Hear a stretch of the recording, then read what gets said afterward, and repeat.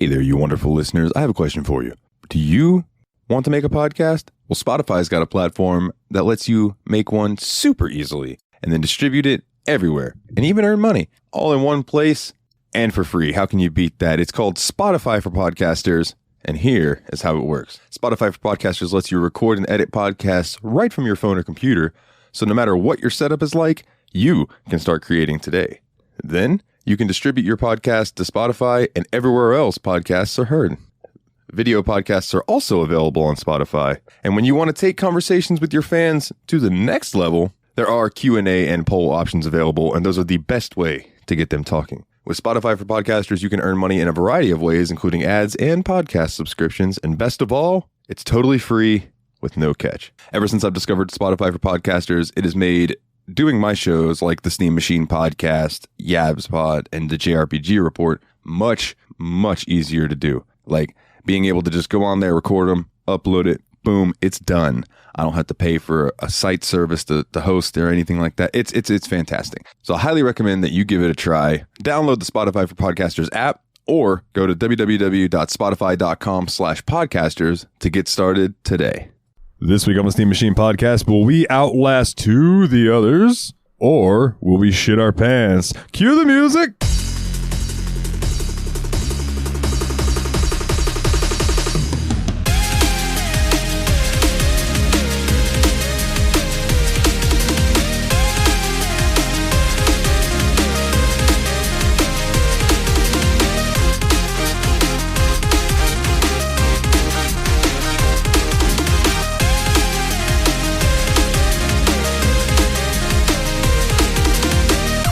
Hey everybody, and welcome back to another episode of the Steam Machine Podcast. My name is Dalton, and joining me as always are the Destructo Bros. The younger, better looking half of the Destructo Bros, Nate. Hey, it's Billy, the one that can grow a beard.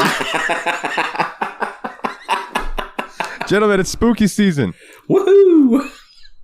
Woohoo! Hooray! It's the most wonderful time of the year. Fear! It's so freaky and spooky, your pants fill with dookie, let out a cheer. Okay, you're back on. I thought that the intro sucked ass, but you're back. You're good. I didn't see a spooky dookie rhyme coming, and I'm very pleased with that. I normally, yeah, and plus we're all together ookie. So, like, I feel like normally I plan like what I'm going to say for the intros, and I just forgot to do that today because today's been stressful. You're good, dude. Yeah. Anyway, gentlemen, how have you been this past week? It's only been a week. It's been less than a week. It's been less than a week since we had 6 days. Since we had the late recording on the last one. This one's even a little late too, but the last one was really late because of hurricanes and fun stuff like that. Yeah. But yeah, I've just been dabbling in a few video games lately. I was like, after Trails, which is a game that leaves you with a gigantic video game hangover, it's hard to find the next thing that you want to dive into just for yourself. So I started playing around with a few things. I got this weird itch for some reason, and I saw that this was on sale on GOG, so I went ahead and picked up Diablo. Like, old school, original PC Diablo. And you know what? It holds up better than I would have expected it to. I just think the problem with it is it's really slow. Like, your movement in that game is super slow. See, and that's what I like more about Diablo 2. And that's what Dave from Tadpog, shout out Tyler and Dave Play All Games, didn't like about Diablo 2. He liked the slow prodding movement of Diablo. Whereas in Diablo 2, you can just scoot around, running around, and kill shit. But I think Diablo 2 these days, you have to buy it through Blizzard. Gotcha. And I don't even know if you can buy the original anymore. Because they did that Diablo 2 Resurrected or whatever. I don't know. But anyway, yeah, Diablo 1 is fun, though. Were you able to kill the Butcher? I didn't make it too far. I made it to the Butcher, and the Butcher killed me. And that's about the time that I was like, yeah, this was fun. This is like definitely a nostalgia trip, because I remember playing this back on PlayStation back in the day. And so I was like, this is a fun game, but like I didn't have the drive to want to play it much further. It kind of made me want to play more Diablo-like games, more like Grim Dawn and maybe Torchlight. And it's so funny because me and Willie tried to play Torchlight. We were like, yes, we're finally going to do this. Because like I was playing Diablo. I was like, let's do this Torchlight thing. Because like we have 1 million free Steam keys for Torchlight. So if you want a Torchlight copy, hit me up. But so Willie and me both log in. We're like, all right, let's do this thing. Then we do the intro and everything. Like, all right, now how do we make it multiplayer? And it's not. Yeah. As it turns out, the sequels are multiplayer, but the original Torchlight is a single-player only experience. Yeah, so that was a sad little disappointing moment because me and Willie were getting hyped about ready to go dungeon crawling and slicing and magicking things. It just didn't happen for us. It was sad. There's always Grim Dawn, at least. There is always Grim Dawn.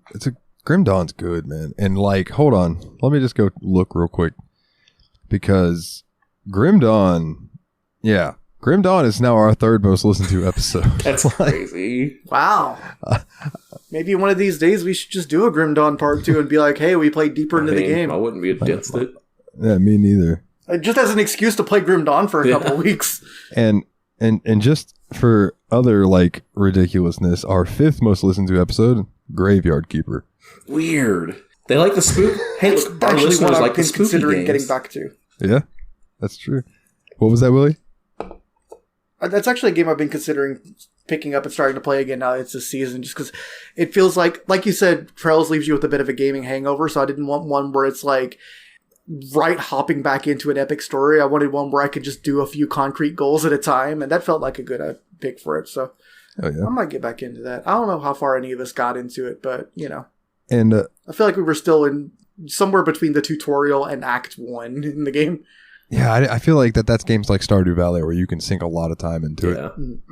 And Willie, you'll be happy to know that Kerbal Space Program is in the top 10 now. Nice. I'm surprised but pleased, especially because I feel like although we did enjoy the game, I don't think we played it to much depth. Like, it was more along the lines of we definitely enjoyed it as a chaos simulator more than a science lesson. Okay, but to be fair, we're all stupid.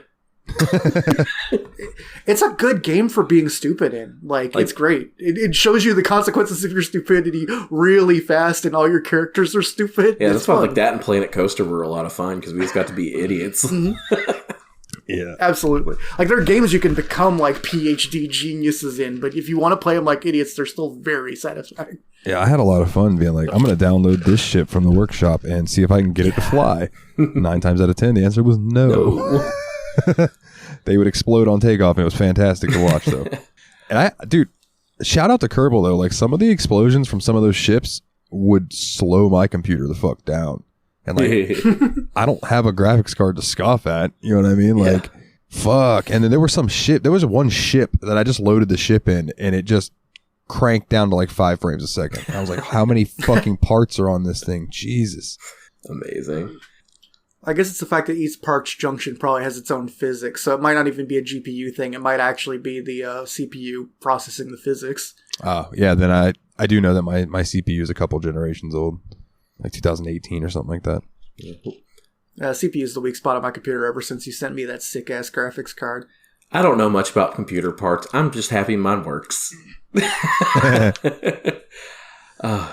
I was going to say, you just like being able to play Minecraft with shaders on. I'm like, actually, Nate's never played Minecraft. I am the weirdo that's never played Minecraft. Oh no, Willie's got an idea. We're doing a Minecraft episode soon, guys. Maybe. Don't get too excited. Just maybe 2020. My Game Pass version of, or I guess the Microsoft Store version or whatever of Minecraft that I have a official DLC that's the Disneyland, where you can go around and ride the rides, and then you can get signatures from all the different characters and stuff. And I've been meaning to do that on a stream, but since I don't stream on Twitch anymore, even though I should stream on Twitch just enough to make that $100 so I could pull that $100 out and then call it a day. Be like, hey, I made money. That's cool. But I've been enjoying doing stuff in the Discord, like, and people can just pop in and check it out if they want. You know, it's been fun. The fun thing about Discord streaming, too, is you can do it as a voice chat, or now that they've integrated a text chat into Discord, like voice chats, we can just all mute ourselves and text chat like it's a Twitch, too, but like a private Twitch of just the gang. And it's been really cool. That, and I can just randomly sing while I'm trying to keep myself calm while playing a scary game. Yeah. And not worry about getting in trouble. Oh, man. But other than Diablo, a couple other games that I started playing. I started these on the same day, and like they had similar aesthetics and they looked really cool. They were both kind of like these metal-y type games. One's called Slain Back from Hell, which, by the way, goes on. It's going to be free on Epic Games next week, so pick it up because it's pretty cool. And the other one was called Valfaris. I'm not sure how it's pronounced, but they're both these cool like metal type games. Like Slain is more like a hack and slash, not like hack and slash, but like kinda. I don't know how to describe it, but it's this brutal like 2D platformer where you have a sword and the monsters are crazy. And then Valfaris is another game. It's like very similar where there's always heavy metal music playing, but this is more like a run and gun, kind of like a combination between Contra and Metroid in a lot of ways. It's not a Metroidvania, it's just a 2D platforming side scroller, but it's really, really fun. So I've been playing both these games, and like I started with Slain. I was like having a great time with it. I got this achievement called Get Used to It the first time I died, and it said die once. So it's basically saying you're gonna die a lot. And then later that day I was like, all right, let's fire up this Valfaris game, see what it's like. I die one time, I get this achievement, Get Used to It. And I was like, hold on, did I get the same achievement in both games? So I ended up looking it up, and I had no idea that these games were by the same developer. Like Steel Mantis developed both of them. And the more I thought about it, I was like, yeah, this makes a lot of sense, because they are both these heavy metal soundtracks with this vibe of just kill things and have fun. And like, I like them both a lot, but I think Valfaris is better. It's not as hard or brutal or unforgiving as Slain. And it has some really cool mechanics. Like, if you're into side-scrolling shooters like Contra at all, I'd give it a shot. Oh, yeah. I've played Slain before. It's funny, I think I have mentioned it to you guys like months ago. Just like, you were playing something. Yeah. And I was talking about how the graphical, I really like the graphical style of Slain. Mm-hmm. It's a really cool pixel art, but also not. You know what I'm saying? Like, there's like a weird 3D effect. I don't know. You'd have to see it. Well, Nate knows, but is it like Dead Cells where they do like the 3D render, but then use the like filters to make it look like pixel art? That's what Valfaris is like. Pixel art with, I think that Slain is like a little bit behind that as far as graphic style, but yeah, it's kind of that idea.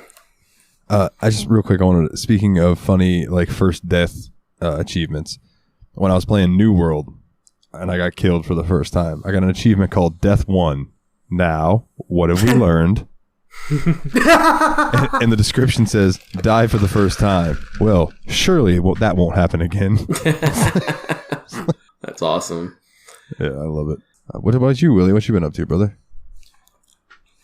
So one of the things I've been looking at lately is I've been just, because my ankle's been goofed up, I haven't been wanting to put a lot of thought into what I've been doing. So I've been kind of looking into some idle games and ended up looking up a bunch of forks of a really moddable idle game called the Prestige Tree. I started playing like 7 of them at the same time because they're all browser based.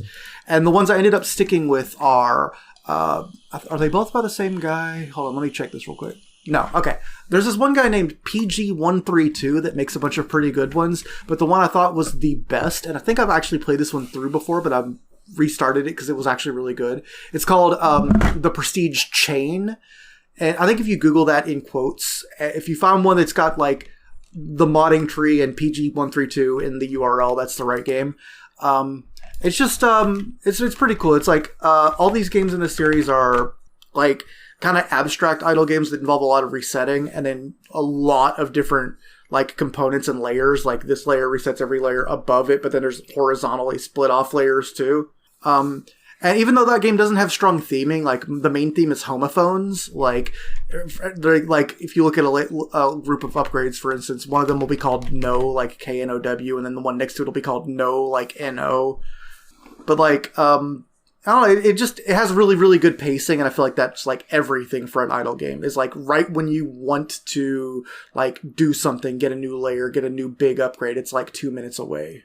And the other one I've been playing is by someone else. This one's called the Game Dev Tree, and like the name suggests, it's themed about game development. So you start off with just like a GitHub, and you keep updating the game until you get more experience and cash, and you could use those to get refactoring, college enrollments, and fame, and then those layers feed into different layers over time. And that one's got a finite. The thing about the prestige tree games is most of them are finite and have a complete ending. Like I am currently 90% of the way through the game dev tree, for instance. Like I'm looking at the last upgrade, the one that's like the win the game button, and I just need this number to be 100 billion times bigger. Jesus. But you know how these games have the exponentiation, so that's, yeah. That made me think of Game Dev Tycoon. And just, I love stuff like that. Like anything like the game dev stuff. Like, so I might have to check that one out if you'll send it to me. Por favor. Yeah, I can get you a link to it. It's thepaperpilot.org/gamedevtree. Okay. But yeah, somebody we'll be bringing up later has mentioned to me before that if we ever do Game Dev Tycoon, to let him know. Mm-hmm. So yeah, that'd be cool. That'd be a fun episode to do. See what all we could cook up. Sweet. That is absolutely a game I considered picking when I ended up picking. Did I pick Planet Coaster? Yeah. Yeah. When I picked Planet Coaster, I definitely wanted to do like some kind of game with a business element to it that was kind of relaxing, and that was one of the ones I had highly considered. Hell yeah. Hell yeah, brother. Hell yeah. Let's see. What have I been up to this week? Or these past few days? I guess I should give an update on my leg please, too, shouldn't I? So like over the last few days, it's kind of gone from, trouble putting any weight on it to I can walk on it as long as I have a cane and do that thing where you hold your leg way out and pull the ankle outside. Then as of yesterday, I've been able to kind of walk with it facing, like with the ankle facing forward. So both of my feet are in parallel, but I could only step my feet together, like take the bad foot forward, then the good foot to it and over again. As of today, I can now do that, but the good foot can go like heel to toe in front of the back foot. So it should be pretty soon that I'm close to 100%. Well, that's good. That's good. I hope you start feeling better, like 100% soon, because I know that's got to be a pain in the ass trying to like get around. Yeah, at this point, it's not even so much the pain, it's just the stiffness. That's what she said. You want to walk us through that one, though? It's not so much the pain, what that really means? We're just going to move on from that. Dalton, how was your week, buddy? You heard one word and you just heard one word and jumped on it. D-. My week, or the past few days, it's been not too bad. I streamed a little Outlast 2 in the Discord. Yeah. So I have to tell this story on myself. So everyone's in there, they're watching me, they're all having a good time. Like I was it like maybe 5 minutes before this happened, I said, I don't even think it was that long. Any moment now, my mom's gonna come in here ready to burn, and she's gonna scare the shit out of me because I'm not gonna notice her come in, because the game was loud as fuck in my ears. Like, but I didn't know how the volume would be for you guys if I turned it down. So like, I wanted y'all to be able to hear the game too. So, bro, it was loud as fuck. So I wasn't hearing anything going on in my room. And yeah, as soon as I said that, yeah, not 5 minutes, maybe 2 minutes. If that, it might have been 45 seconds. I don't fucking know. All of a sudden, my mom just does this little finger tap on the back of my chair to let me know that she's there, and I fucking jumped out of my motherfucker, Jesus fucking Christ. That was the highlight of my day. I thought you was a cultist. Dude, it freaked the fuck out. There was a few things, the jump scares that freaked the fuck out of me, like the one you said. If it would have been Twitch, you'd have clipped it when I turned around and that chick was there, and I was like, fuck you, bitch. Yeah. Fuck you, fuck you, fuck you, fuck you, fuck you, fuck you. Moments like that, I was glad it wasn't Twitch. They flagged me for hate speech for just being like, fuck you, bitch. Oh my God, fuck you. Because she scared the shit out of me. And you know what's stupid is when I was pulling that generator thing, and we'll touch on all this later, but like when I was pulling that generator thing, I knew surely when the power kicks on, something's going to happen that's going to freak me out. And it happened, and it did freak me out, even though I knew it was coming. It still scared the shit out of me. Motherfuckers. That's a cool feeling in a game, though, where you're like, I know I don't want to push this button, because what's going to happen afterwards I'm going to hate. But I got to push the button. And there's a moment like that in the very beginning of the game that we'll touch on once we get to it that I had with the two when I first loaded it up. But like, what else have I been doing? Playing some guitar. I've started streaming some guitar playing in Discord too. That's been fun. In work, I've been working a lot. You really have. Yeah, it's been kicking my ass, dude. Then at least like I was telling you guys earlier, this particular schedule, I have Friday off. Saturday I have to go in at 6:45 in the morning. But then I'm off Sunday and Monday. So like, I'm not taking anybody's shift this week. I'm enjoying my days off. I wish I'd have. He ain't taking no shift from no one. Damn right. Sorry, I just burped. Tastes like chili. Fucking. Oh. It's a John Wayne job. It's rough, it's tough, and he's not going to take shifts from anybody. Howdy, partner. Would you like a bag with that?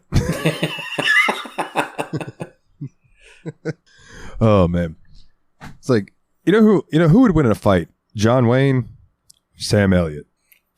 Sam Elliott, because he's still alive. Wait, is he? I think so. Sam Elliott's still alive. Yeah. Yeah. I'm gonna go Sam Elliott even if he was alive, just because like I don't know, I like Sam Elliott. Here's the thing: if Sam Elliott gives you that one big smile he does, you're not fighting him. He's the most charming dude in the universe. Yeah, I will say I think John Wayne could probably beat him up though if it was an actual fight. But John Wayne would beat him up and then start complaining about Indians or something. Right. Like, I definitely prefer, like, don't get me wrong here, but... No, yeah, no, I get you. Like, John Wayne's like that old world style badass, like, don't take shit from nobody, tough leather skin. Although it could have all been an act. Who the fuck knows? He was an actor. Yeah, exactly. You mean to tell me he wasn't a real cowboy? Oh. Anyways, other than that, dude, like I really haven't been up to much. I've been like chatting more with Megan and stuff, which has been nice, and playing some New World when I can to try to get some levels up on that. Which, by the way, again, fishing in New World, way more fun than it has any right to be. Like I could totally see myself maxing my fishing before I ever max my like actual level. This guy's got level 99 fishing, and just like he's wearing a leather loincloth. Yeah, out there, like I'm out here, Jerry, and I'm loving every minute of it. But yeah, man. Other than that, not much. So I guess that just kind of like brings us to like, do you guys want to go ahead and talk about Outlast and then get into the other stuff? Yeah, let's rock and roll with it. I think I want to say before we get into the actual game, I just want to go ahead and put this up front that as far as content warning goes, pretty much anything that might theoretically make you uncomfortable in a horror game is contained in this game. There's violence against women and children. There's sexual violence. There's religious trauma. There is a lot that goes on in this game. So if you think if you're likely to be uncomfortable with anything that might be touched on in a horror movie, you might want to skip ahead to the fan questions or something, because this one isn't going to be a dark one. Yeah, I'm. Let me pull up the screenshot of the first, like the opening. It says Outlast 2 contains intense violence, gore, graphic sexual content, and strong language. Please enjoy. Please enjoy. Please enjoy. And then I also have some screenshots of some of the like notes. Yeah. But we can talk about that more later. I want to give the game this right off the bat. The writing, I don't know as much. I don't like as far as the story goes. Nate, you're going to touch. Nate is the only one of us that beat this, by the way. Like me and Willie dabbled, but Nate was pretty much like, I beat it, and like y'all really don't have to. I'll tell you what happens. Like, don't worry about it. So, yeah. Yeah, okay. But as far as like the writing and the letters and stuff you would find, it's pretty good, compelling for what it was trying to do. Not that it would. There was a lot of character voice in it that I thought was really. Like, I thought, like you could tell different people. Honestly, I thought a really good job. Like when you found a letter from Val, it felt like a letter from Val. Especially Val. Agreed. Fully agreed. Val was definitely the most interesting character I saw so far. But I guess that means that seems like a good reason to segue right into the obligatory Wikipedia bullshit, or our beloved O-dubs. Why, yes, it would. Silky smooth. Thank you. I appreciate you doing that, my good sir. And that brings us to Outlast 2, stylized as Outlast, with instead of a T, it's an upside down cross, and then the 2 is like small Roman and up at the numerals. top, like it's squared, but with a 2, a Roman numeral 2. Is a first-person psychological horror survival video game developed and published by Red Barrels. Which, by the way, Red Barrels is a great name for a video game development company because of I'm worried if I shoot them, they'll blow up. a sequel to 2013's video game Outlast. The game features a journalist named Blake Langeman, along with his wife Lynn, roaming the Arizona desert to explore the murder of a pregnant woman known only as Jane Doe. Both get separated in a helicopter crash, and Blake has to find his wife while traveling through a village inhabited by a deranged sect that believes the end of days are upon them. So that's pretty much. The game was met with generally positive reception upon release, with praise going towards the graphics, sound design, and atmosphere. Criticisms were reserved for the general story, context-sensitive gameplay design, amount of gore, and difficulty. A third installment in the series, called The Outlast Trials, is set to be released sometime in 2022. So, first impressions, everyone. Do you want to, let's see, let's start with Nate. You put a real delay on that, my guy. So my first impression is like, I thought this game starts off really strong. Like the intro sequence really just like drops you in hardcore and you're like, oh, it's already real. Like it doesn't, there's not a lot of build up. It's just like, yeah, you're jumped right into the game and it makes you feel like you're already in this horrifying situation. Like you said, I think the graphic and sound design's pretty good in this game. I kind of didn't, and I don't think I really ever changed my opinion on this. Like I didn't really care a whole lot for the first person perspective, how like Blake kind of controls through the game. Like sometimes it just feels a little bit jolting and kind of stilted a little bit. But, you know, for the most part, I felt like, hey, this is at least going to be better than Blair Witch. I guess I have some contrasting views on that. The one thing I definitely agree that the game gets right into it. Like you start off on a helicopter and it's like, okay, it's Dead Rising. I'm a reporter type person on a helicopter. And then like within 5 minutes, you got flayed corpses. You got something to go for. You're not just wandering around with your hand in your pants trying to figure out when the game begins. So I got to give it credit for that. I got to say right off the bat that I feel like one thing I'm learning really rapidly is I do not particularly enjoy this genre of first-person perspective horror games where you basically don't have any way to fight back, so you're just hiding while your character sits around whining about how scared he is. That being said, I was super happy with how mobile this character is. Like, he's kind of a phoebe. He's just like a little camera guy dude whose like wife is a reporter and who does stuff, but he can at least run over stuff, vault over things, slide, sidle along ledges. And I thought like the game immediately, like it shows you sidling along a ledge within like the first 5 minutes too. And I'm like, oh, okay, this is going to be a mechanic. Well, I'm glad my character isn't completely useless. Like I can actually get around to things it looks like and feels like I should get around. And while, yeah, you still can't jump over a lot of waist high stuff at arbitrary points throughout the game, at least a lot of it you can. So it feels good not having a character who's just completely fragile for no reason. Like, I feel like he was realistically about as tough as just random Joe Schmo should have been. Yeah. Like, that's what really impressed me. It was like, you can sprint a little bit. You can jump a little bit. Yeah, and it's like, in the sprint, actually, like, once he starts getting going, it actually, like, seems like you're running. Yeah. Instead of it just kind of being, like, a very fast walk or anything like that. It's not the Doom 3 or Phasmophobia sprint, which is just you walk slightly faster for 3 seconds and then start breathing. So, my first experience with Outlast was back in the day playing the first Outlast game, and that game had some moments that freaked me and my buddies out so much that we flipped the couch over. I've told that story before. Yeah.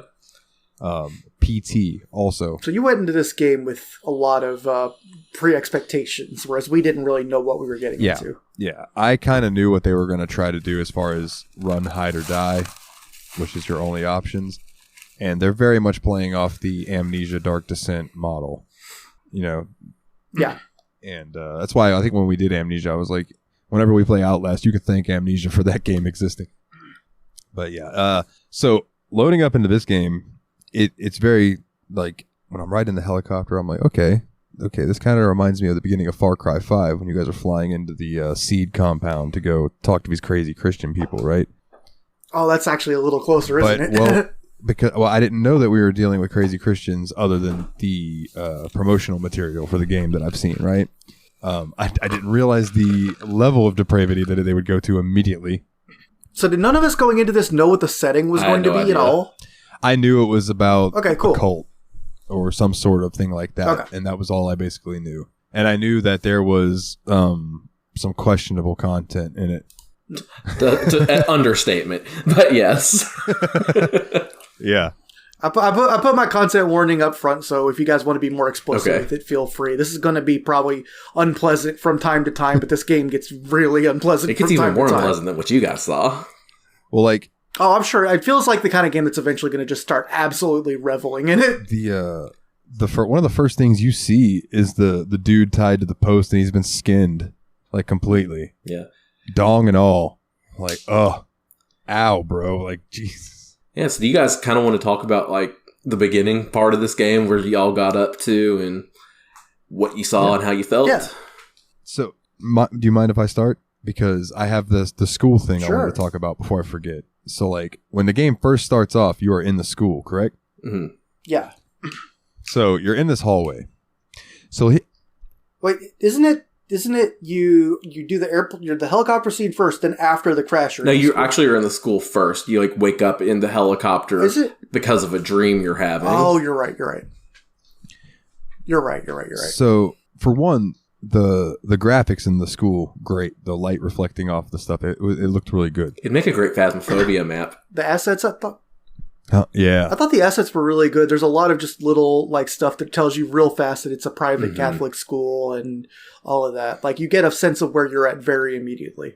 So when I was a young kid, and I don't have a lot of memory of this other than like I can remember it being traumatizing to me. I was at school.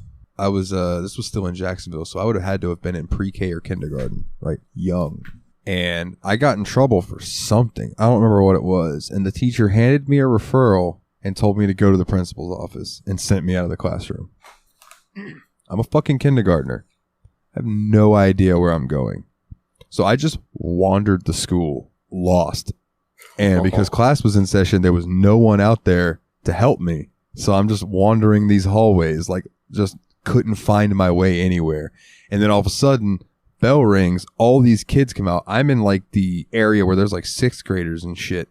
So I remember I ended up like some teacher found me sitting by the cafeteria door just crying because I was like, I didn't know what to do. And I had anxiety and stuff even back then. So like I didn't want to talk to like, you know, I didn't want to bother anybody to talk to them, even like as a kid, because like, I didn't know them. I was taught not to talk to strangers, and there was so many strangers around. It was fucked up, bro. So like, I have this weird thing with school hallways and stuff, especially, and it fucking, dude, this fucking school in Outlast looked like the hallways that I got lost in that school. I can remember what they looked like in my head when I was telling you guys that I have this weird thing about liminal space, but with schools. I think that's why. So when they dropped me into that, and I was like, "Oh no, not school shit. No, please not." Dude, being a kid fucking sucks. But it also ruled sometimes. Like, that's I know the dichotomy of being a child. Like everything feels so much more intense.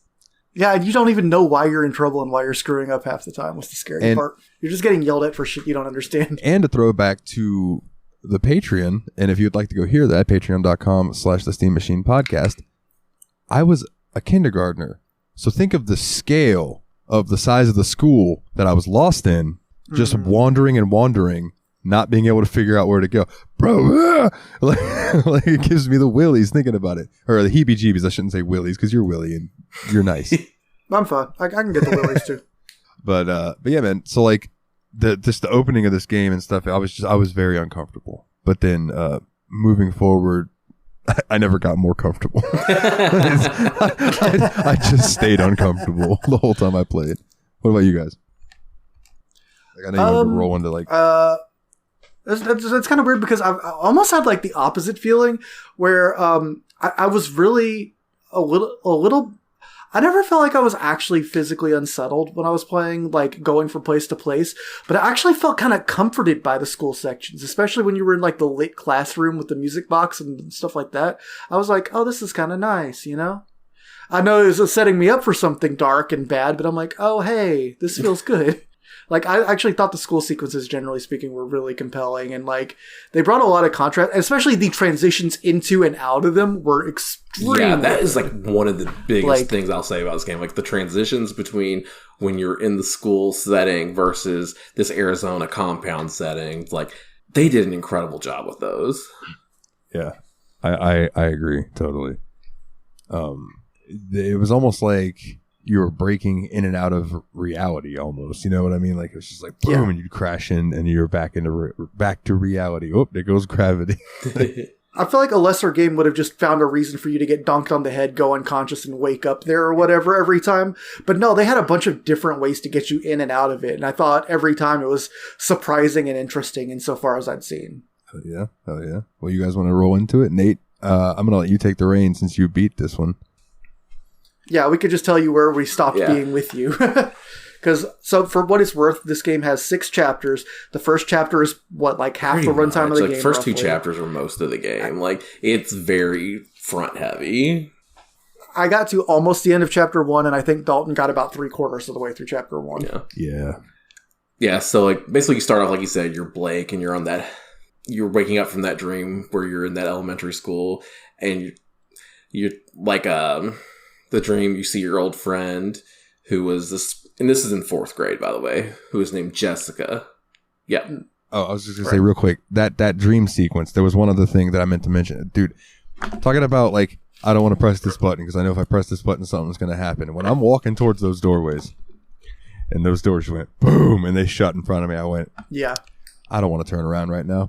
Don't make me turn around. I don't want to turn around. There's something behind me. I know there is. I do not want to turn around right now. And sure enough, you turn around and so continue. Yeah. You seemed really creeped by the schools in general too, because I remember there was another similar thing where you strafed facing the lockers. Like, if there's something in front of me, I don't want to see it. Yeah, but look, this is like the first disturbing moment of the game right here is like, you'll see that your friend Jessica, who her name had committed suicide, like as a 4th grader, which is horrible and traumatic. But after you wake up from the dream, you talk to Lynn, who's your wife, and there's a sudden flash of light. And then your helicopter engine starts failing. Y'all are swirling. Like, Lynn almost falls out of the helicopter. You, like, reach out there and grab her and pull her back in before she falls out. And then the helicopter crashes. And so when you wake up, you kind of wake up on this ledge up here, and you can see the burning wreck of the helicopter down below you. So you head down from that ledge, and where you were talking about, Willie, this is where you learn, like, the strafe mechanic, and that this dude can actually move a little bit. So, like you said, that is nice. So you head down there to the helicopter to see what's going on, trying to find Lynn. And so there's no bodies in the helicopter. Your dude's kind of grateful about that. That's also where you first get the mechanic where it has you pull out your camera and look at something that's going on. If you record it long enough, then you get like a little scene where your guy kind of talks about what's happening. So you get some kind of signposting for that. I know, like, when we were watching you, Dalton, I know she never pulled out the camera to look at the footage you had taken. Did you know about that part, or were you just trying to keep it going for the stream? No, I knew about it, and I was just trying to keep rolling. But, like, So like when I started the stream, I started the game over again, and just so everybody could see from the beginning if they wanted, So like when I had played by myself, I had reviewed the footage and like seen that each one gives you like context, and he'll talk about it and things like that. But in the stream, I was just trying to keep it rolling to see how far I could get. Yeah. Sorry for jumping in on you, Nate, there. It's just like, I'm not going to be able to talk about what actually happens after chapter 1, so I want to try to interject what I know while I still know things. But yeah, so you get down to the helicopter, and like Billy said, there's nobody at the helicopter, and you're like, crap. So you just keep walking down to where you see these burning lights and things, and you walk up upon the next immediately disturbing scene, which is the pilot of the helicopter has been skinned alive and nailed to a tree, or what was he nailed to? Like, I guess it doesn't really matter. It was like a post or something. Yeah. And it's just like, you're like, you can tell Blake's just totally freaked out and grossed out by it. Rightfully so. But Which is like, that's like when you're right there at the beginning of the game, that's like how you know, like, it's probably just going to keep going like this, isn't it? Yeah. Yeah, they do not. It doesn't get nicer from here. Yeah. They definitely let you know early on that they're here to fuck with you. Yeah. So then you continue on again. It's like you just keep moving on to try to find Lynn, and you're kind of confronted by these crazed and homicidal villagers, right? And so the next thing that happens is like that same flash of light that you had seen in the helicopter kind of happens again. And like right before these homicidal villagers are going to descend on you, that light shines again. And they stop, and you're kind of affected by it too, but it gives you a moment to get yourself and get away and continue moving on. Yeah, at this point, the villagers all start just kind of like holding their head and like moaning weirdly religious like things. Like it sounds like they're saying mantras and trying to keep their shit together, or else they're having memories. It's not clear exactly what's going on, but it's weird and unsettling. Yeah, very. So you keep making your way through like different parts of the village, and like at this point you're like trying to stay kind of hidden like in the shadow, so you don't get seen a lot. And I don't remember exactly what this house was that you finally get to. And was it Ethan's house? No, not that. We're not that far yet. Oh, Ethan's house is after you go through the first it's like, church. I guess it's at the church, like where you're still looking for a wife, and you kind of finally do find Lynn very early in the game. I was so pleased by that too, because I really thought the game was just going to keep dragging her away from you from 5 inches over and over again, you know? Like, there's so many, like, lame cliches this game could have done that it keeps avoiding that made me really happy. Like, even when you're on the helicopter talking to Lynn and you wake up and she's like, heard you say, it sounded like you were talking about a woman. You're like, yeah, it was Jessica. And she's like, oh, Jessica. Like, immediately, like, instead of doing some lame marital strife bullshit. Like, the game just, I don't know. I really thought that they did a good job with that kind of thing of just like, hey, we're not just going to be lame for the sake of being lame. Yeah, for sure. So, like, you find her, right? And, like, you're in this house, and you're like, she's obviously extremely traumatized by whatever has happened in this short amount of time to her. And she won't tell you what happened, because she's like, no, we just got to get the hell out of here. So, you both just, like, decide, okay, let's just get the hell out of here. So you start running. And, so basically you're running, and there's kind of like this weird PA system thing that goes on while you're playing the game where the main villain, which would be the Prophet, Noth is his name, kind of announces what's going on. And you can hear him just talking through this thing saying, you must find the Antichrist. This woman is pregnant with the Antichrist.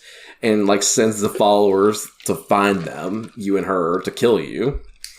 So you keep running, and eventually you do run into one of these search parties. And they start grabbing you and Lynn and pulling you apart. And then the second group comes out of kind of nowhere and starts this big scuffle with them. And they're the heretics, right? And they kill like the original cult Christians that were trying to take you and Lynn off. And then they just kind of decide to take Lynn. Right. And then that's the part where the head of the heretics like straddles you. Yeah. And it's like licking your face and shit and being all sexual. And it's like, yeah, what is going on right now? That's Val. So that's where you find Val. She's the leader of the heretics, right? And so like she licks your face and does all that weird, creepy stuff. If it's like, I'm going to love you. Stuff like that. Yeah, don't get me wrong. Like if somebody like in the moment wants to lick my face, that's one thing. But like this was a different kind of face licking. This was like, you taste good, like I'm going to sacrifice you type licks. I don't know how to explain it. It was very creepy, unsettling. Yeah. And so they end up kidnapping Lynn anyway and just kind of knocking you out and leaving you on the ground so whatever happens to you can happen to you. What I thought was funny is that the dude punches you in the face long enough to like disorient you so they can get away. But he doesn't knock you out. So it's not like he doesn't just like hit you and you're out for a couple hours like it would happen in other games too. Which I thought was impressive that they were just like, no, he's just going to daze you long enough that they're in the darkness and you don't know where they went. Again, it's one of the things that I'm very impressed by was just the constant cliche avoidance where like a lesser writer would have done something really obvious and corny. And the game keeps avoiding that. Like there's obvious craftsmanship that went into this and I appreciate that. And then like, at that point, you start seeing more flashlights heading your way. So you start running off in the opposite direction. Unless you're me. Yeah, you went right straight into the into flashlight the first time. I got turned around and ran right into him. I was like, whoops. Yeah, and so then you keep avoiding these, and then you get this another bright flash of white light. But this time, when it happens, you're back in the school. And to me, this is the part where I saw the first, like, super disturbing thing. And why don't you talk about that, Dalton? So when you're walking around in the school and you're like in the darkness and there's just like a lot of ambient noise and stuff going on and like shrill child screams, and like those just give me the heebie-jeebies because, like, you know, my ex had daughters and stuff, so like that resonates with me. These little girl screams, like my inner like stepdad, if you will, is just like, oh fuck, what's wrong, you know? So hearing that unsettled me. And then you're kind of exploring the school. You're finding these notes. I believe the one note's like, I had to do this, you know, I'm sorry, yada yada. It was basically like a suicide note. Yeah. And then now correct me if I'm getting sequences wrong here. I walked through the whole hallway and it was dark and the locker opened, look in the locker. And then I think the locker shut in front of me or something, and it was like that was when I didn't want to turn, so I strafed instead because I'm like, I don't want to look. I'm just gonna, what if it kills me and I walk into it, I'll know it's there next time. But doing that, I fucked something up because I ended up having to walk back to the other end of the hallway and then walk back through facing that direction, and it triggered whatever happened, and then a door opened, and you go through that door, you go and you're in the hallway from the beginning of the game, and then when you turn that corner, you see Lynn hanging from a noose in the distance. Not Lynn, I'm sorry, Jessica, the fourth grader, hanging on a fucking noose. Yeah. And I was like, what the fuck? And then like it like flashes or something happens and it disappears. And I'm just like, no, surely I just saw a kid hanging there, right? Like, and I was just like, wow, this game went there. Yeah. Okay. Yeah. Pretty scary. And so that's when another flash like that happens again, and you're back in the world. And like, you're kind of getting, at this point, you're like on the ground, and this guy's helping you up. Like the first time you've run into anybody that's actually helpful towards you at all in this game. So he tells you his name's Ethan, and he tries to help you get back to his cabin so you can rest up and chill out for a little bit. He turns out to have been the father of that woman that you found running pregnant, the murdered pregnant woman from the beginning of the game. Yep. The whole reason your team went out to Arizona, he was her father. And so like, he was like, oh, you know who that is? How is she? And you're just like, she's fine. Yeah, she's okay. Oh, thank you. A+ smooth, considering you just referred to her as Jane Doe 5 seconds ago, like she isn't the murder victim. Yeah. So he invites you into the house and like gives you a place to sleep down under his floorboards, basically, kind of a hiding place. There's like a little bed made up down there, so you eventually lay down and fall asleep, and you wake up to these extremely heavy footsteps and a lot of yelling going on upstairs. Is this the first time we see Marta? This is where we kind of get introduced to Marta. I believe that you kind of see her in passing or something. Like she passes by a window or something earlier, but that's about it. This is when you really realize that old bird lady is not to be fucked with. Yeah, that's right. I think you see her like on the other side of a locked fence. Somebody. Yeah. But this is what you could see her in action for the first time. And by the way, again, I'm on cliche watch here again, and I'm like, okay, Ethan's taking us in, giving us a little bed under. He's absolutely going to betray us. And that doesn't happen. The game keeps actively avoiding all these lame-ass cliches that I keep thinking it's going to do, and I've got to give it a lot of credit for that. So I agree. She's basically like, I know you know where he is. You need to tell me. And he just feels like, I don't know anything about what you're talking about, blah, blah, blah. I was like, you've turned your back on the Lord. You will be punished. God wants him dead. Yeah. And so she just murders him. And with the brutalest of force, she has this weird little instrument she carries around with her to kill people. It's kind of like a cross between a pickaxe and a scythe, kind of. It's exactly what it reminded me of. And then it's got like a spear on the end of the handle. Yeah. And like, it shows how brutal she is, but it also shows how strong she is, because she can just straight up lift this dude off the ground, no problem. Yeah, there's something otherworldly about this bitch for sure. Yeah, like, and you're just watching this whole thing happen from under these like kind of cracked floorboards and stuff. And you're like, holy crap! And so you eventually wait and start to head out from there because, like, well, I can't stay here anymore. Dude just got murked. Yeah. This is the part where I don't know if I was just trying to hurry and was running through the different areas and everything, but I felt like the one thing that this game did, at least that annoyed me in this one section, and again, if this is a little bit ahead, I do apologize, but this has just come to my mind, was that, like, so I would pretty much get to this one area where you were running from a bunch of the people that were after you, right? And I would crawl up under this house, and whether they were around to see me do it or not, as I was crawling under it, they were like, he's under the floorboard. And I'm like, how the fuck do they know that? And it was like, it was triggered by this certain, like, once you pass this certain area down there, because I did it 2 or 3 times because I kept dying. But it was just, that was one thing that bummed me out a little, was that they were almost, they had a scripted knowledge of where you were in a few Thank you. That was the word I was looking for. Yeah, that was a scripted area. Because when they chase you into the house, they also somehow see you through a barred door. Yeah. What the fuck? And I probably am going to skip over some scenes because there is a lot to go through. Like, because there's a scene where you have... Can I call out one scene between now and the next part you're probably going to get to then?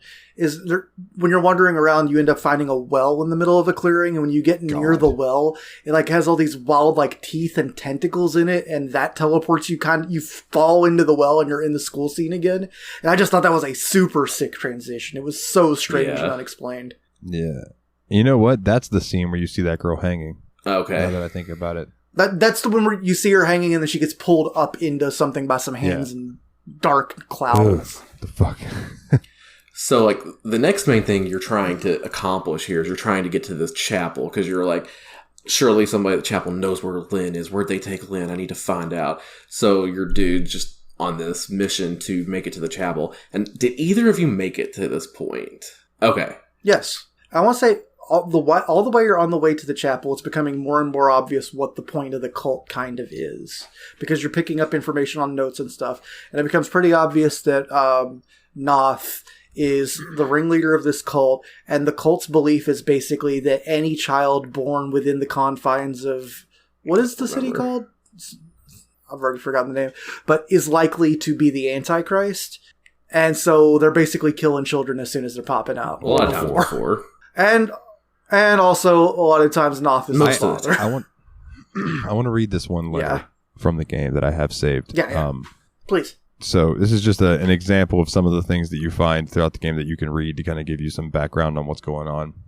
Simeon, I need to talk to you in the deepest secret cause because of your knowing of the unctures and such and medicines. I hope you know that I do not trade any more words than strictly needful when we make the trip in the damned world for gasoline and electricals and other such necessaries as we can't make.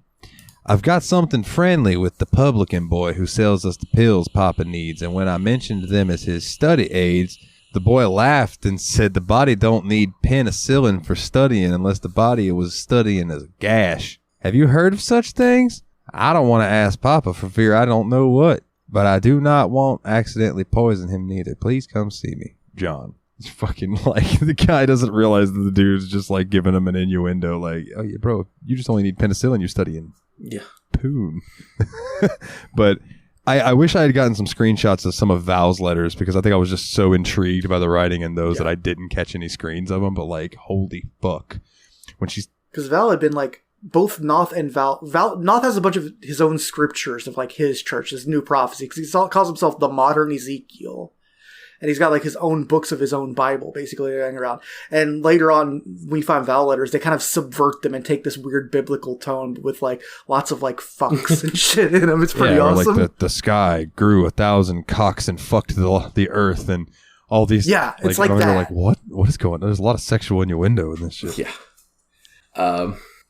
But yeah, so like your goal is to get to that chapel next. Like, and I know there's a scene between here and there where you're trying to not lighthouse, but the generator scene with the elevator happens in here, Dalton. Yeah.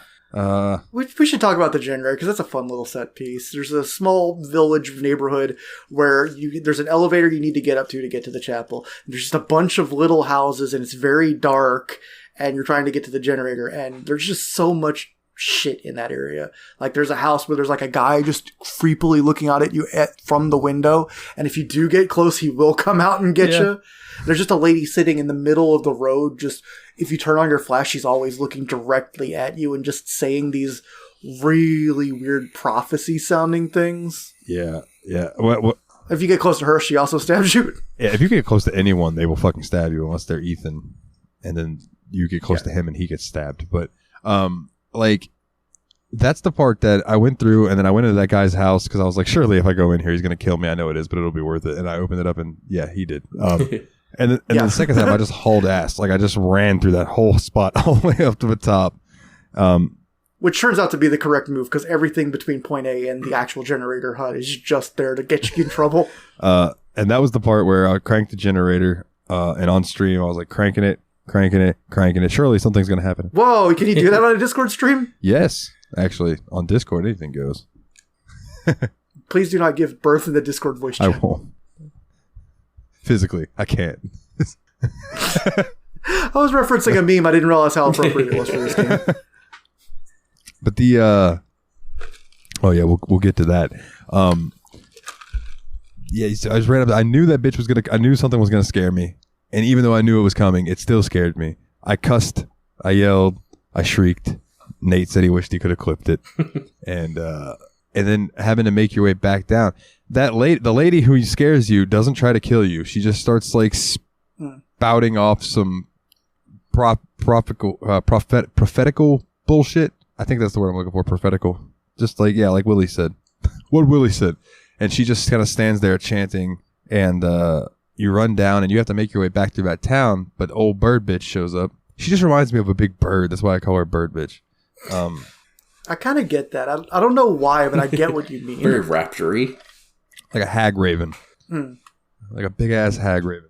But, apparently that she also can kind of just find you wherever you are because she seemed to always know where I was at. Like I would get out of the barrel and she would come back. So eventually, I don't know what happened, but I eventually got around her and then just ran my ass to the elevator. Yeah. I feel like there were a couple of scenes, especially with Marta, where I kind of got lucky and she just kind of wandered off the wrong direction and I could sneak back to where I was supposed to go. Because I feel like when I was pushing carts around in the area near the chapel that happened also. Oh, the cart thing made me so mad. I hated that section so much. It gave me... Because I didn't feel like I did anything different when I won. I just waited a different place slightly longer or whatever. It gave me some Resident Evil 7 vibes because there's definitely some parts in Resident Evil 7 where you're being stalked by some of the family. And you have to like run from them and hide and things like that. But in Resident Evil 7, you also have weapons and stuff. So, which I don't know why Blake didn't just pick up one of the thousands of knives that were just laying around. I made that comment when I walked into that one room and there were all those torture devices on the walls. I was like, I would have one of those big ass wrench things in each hand. And just swinging them wildly at people. Get fucked. Yeah. But so what was next? You make it to this church, finally. And... Oh, this scene's rough, brutal. So, like, you see this guy. There's only one person in there at the moment. And there's this guy that's hanging, like, on one of these old torture rack kind of devices. And he's missing his eyes. It's got Judas carved onto his chest. Jesus. Brutal, dude. And so you start talking to him, and he was like, oh, gosh. You have to kill me. I won't be able to not talk. Trying to hold back secrets because he has an idea of where, like, the heretics would have taken Lynn. Mm-hmm. Lynn, that's right. Sorry. There's a lot going on here. Yep. You got it right. And so eventually you start exploring the area a little more, and you go into one of the confessionals, and it's a good thing you do because then you start hearing these footsteps coming back with you, and they bring this dude's wife back in. I believe this is the first time you face-to-face see you're Noth right. as well. And he's the big fat guy, right? Yeah. That's what I assumed, yeah. The first time I saw a painting of Noth, by the way, in one of their houses, I'm like, what the hell? Do these people worship the Heavy from Team Fortress? Yeah. And they basically put her on one of those, what are those things called? It's an old-fashioned torture rack. Yeah, the stretchy kind. The thing he was on was a breaking wheel. So, like, it's on a torture rack, and they start, like, turning it, and you can just start hearing all the popping and screaming, and eventually the guy's like, okay, I'll tell you. They took her down to the mines, or whatever, and then, like, Noth is like, okay, good, thank you. And then he just kills both of them. Give her rest. Yeah. Jesus Christ. And they eventually leave, and you can start heading back out too, and you just realize, okay, now my goal is to find the mines. Yeah. It's intense, and it only gets more intense from there, And, right? like, just to put it into context how graphic it is, like, there's obviously blood everywhere, but there's also nudity. Like, these people are not clothed at this point. Like, everything is out hanging out for you to see, and it's not pleasant. Yeah. Oh, yeah, they hang... Now, these aren't fun Halloween movie titties. These are bruised and beaten, bloody and hanging dong. Yeah. Right? Yeah. Yeah. So eventually you start trying to make your way down to where the mines are. I think this might be where I checked out too. I don't think I reached the mines, so I think I got like maybe 5 or 10 minutes after the chapel scene. And like basically what happens here is you try to get to the mines, and you do a lot more of the same kind of thing where you're running through houses trying to avoid getting captured by Marta or whatever else is out there after you. You do have some more visions this time where you start to get a little bit more hints onto what happened in the school that drove Jessica to her untimely demise. Just a lot of things, like it's really weird because like there's a lot of stuff that happens like at the pool and stuff, and the locker room. Like a lot of things are kind of like pointed in that direction, like pool and locker room. Like, and then you keep running into this monster that has like tentacles coming out of his like forehead from a certain spot in his forehead. Just really kind of disturbing little monster creature that you keep having to also run from in the schools and hide from. There's one scene where you end up hiding in the bathroom and you have to crawl between toilet stalls to avoid getting captured by him. Yeah, that's pretty cool. A bunch of scary stuff. But finally, like, you get to this point where you're on your way to your mines and you get caught by these guys named Laird and Nick. These guys... If you've ever seen Total Recall, right, there was the guy who had the little guy attached to him, right, Quato. So this is actually kind of similar situation where there's this big hulking dude, right, and he has this guy that rides on his shoulder and shoots arrows, and that's probably Master and Blaster then, isn't it? And the smart one is the one on the shoulders. It's this tiny little guy. Yeah, then it's Master and Blaster. The guy, the hulking dude's basically borderline like incompetent, barely can speak. Like animal intelligence. Yeah, so like you end up trying to run away from these guys, and they end up catching you, and they call you the Scold Messiah. So they kind of believe that you're the next coming of Jesus. And what do you do to the next coming of Jesus? Ooh, martyred him. How do you hurt him? What do you do to him? Crucify him. Yeah. At this point, you get nailed to a cross. Jesus. Like, and it shows the whole thing. Like, as you're laid out like this and you're looking at your hand, getting nails slammed through your hand. And eventually you're finally up there hanging. And everybody kind of leaves. And you have to repeatedly tap X to pull your hand through the nails.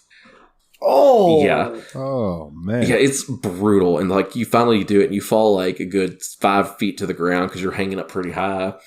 And, like, it's like... you need to find bandages immediately, otherwise you'll die. Because one interesting thing about the scene was like, we've been looking at this wrong the whole time. Of course, the modern Messiah is not going to carry a book. He's going to use a video camera. So they take your video camera, they take all your supplies. And so once you come down, you have nothing. You don't have your bandages, you don't have your batteries. Well, obviously it wouldn't help because you don't have your camera. Oh, man. Yes. So you don't have night vision. So your first goal is to find bandages immediately, otherwise you're just going to bleed out. So eventually you do find the bandages, and you also do find because your goal now is I got to find my camera. You do find the camera in, I guess, what would be that scary dude's house, Laird and Nick's house. So you get the camera back and you start to run away again, and it's a chase scene and everything, and eventually you start sliding down this hill into this just giant mass of barbed wire. And you get stuck there. And then here come Laird and Nick to pull you off of it. And now they're like, well, now you're dead. And they put you in a coffin and bury you alive. Fucking no. Jesus Christ. Your dude does not have a good freaking day, does he? What is this, McCamey Manor? Right? Jesus.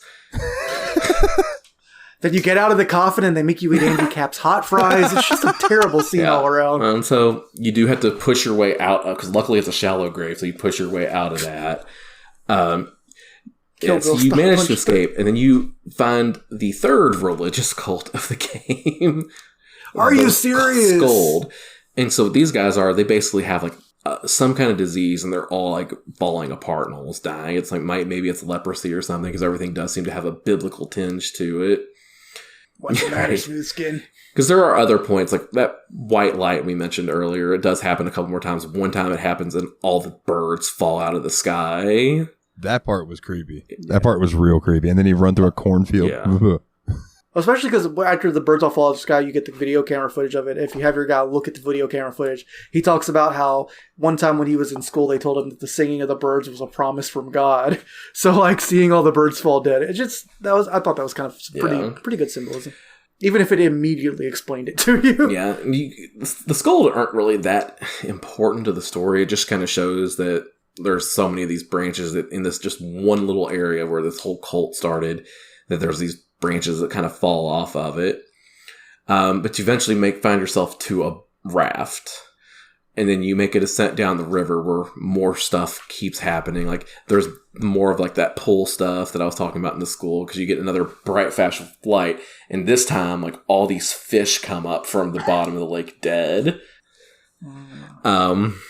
Yeah, and then you get the pool scene again. Like, at the end of this pool scene, it's actually kind of cool. Like, so you're walking past the pool, just this tentacle comes out of the pool, grabs you and pulls you in, and then you wake up in the water of the lake, and you have to swim back to your boat.